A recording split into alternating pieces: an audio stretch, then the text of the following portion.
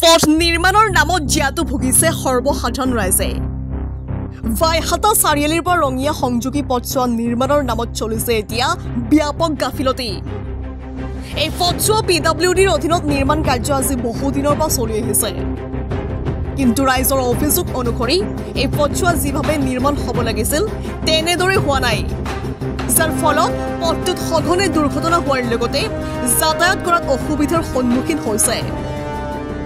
নলা নিৰ্মাণত হেমাহিৰ বাবে পানী যোৱাৰ সুবিধা নোহোৱা হৈছে, ফলত এজাক বৰষুণতে বাইহাটা চাৰিআলি কৃত্ৰিম মানে বুৰ পেলায়। এতিয়া প্ৰশ্ন হৈছে পথ নিৰ্মাণৰ নামত চলা দুৰ্নীতি অনিয়মসমূহৰ ওপৰত ওপৰ মহলাৰ মন্ত্ৰী ঠিকাদাৰ তথা বৰমূৰীয়াসকলৰ চকু পৰিবনে? News text report, digital Assam live. হয়, আমাৰ এইটো PWD ৰাস্তা হয়। এটা সময় এইটো নেশ্যনেল হাইৱে অথৰিটি ইণ্ডিয়াৰ আণ্ডাৰত আছিলে, এতিয়া PWD আণ্ডাৰত পৰিছে। আমাৰ মাননীয় মুখ্যমন্ত্ৰী মহোদয়ে অসমৰ ৰাস্তাবিলাক ভাল কৰিবৰ কাৰণে যিমান ধৰণৰ স্কিম দিছে আমাৰ ইয়াতো দিছে, কিন্তু আমি গম পাইছো যে এইটো ৰাস্তাটো ড্ৰেইনলৈকে কাম হ'ব লাগে, কিন্তু ইয়াত 7 মিটাৰ নে কিমান কাম কৰি কিনে আধৰুৱা কৰি এৰিব গৈছে।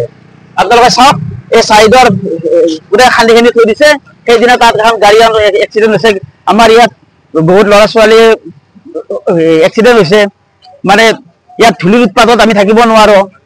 ঠিকাদাৰে কাম কৰিছে, পানী নামাৰে, বিভিন্ন ধৰণৰ আমাৰ অসুবিধা হৈছে। ৰাস্তাটো চাওক আপোনালোকে, ওখ চাপৰ হৈছে, ক'ত ভাঙি গৈছে, ক'ৰবাত ব্লক সোমোৱাই নাই, সেই মাটি দি থৈ দিছে, এনেকুৱা কাম কৰিছে। আৰু এতিয়া কৰিছে কি, ইহঁতে ৰাস্তাটোৰ মাজত চাইড বিম দিছে, মানে চাইডৰ কামখিনি নকৰে, যিটো মানে ড্ৰেইনলৈকে ৰাস্তাটো হ'ব লাগে। গতিকে সেইকাৰণে আমি ৰাইজে প্ৰতিবাদ কৰিছো। ইয়াত আমি ৰাস্তা ব্লক কৰিব বিচৰা নাই, কাৰণ সৰ্বসাধাৰণ ৰাইজক আমি অসুবিধা দিব খোজা নাই। আমি ইহঁতৰ কামটো বন্ধ কৰিছো। তেখেতসকলক কৈছো যে আমাক এচিউৰিটি দিয়ক যে কামখিনি ইমান সময়ৰ ভিতৰত আমাক ড্ৰেইনৰ দুই চাইডলৈকে কামখিনি যাতে হয়।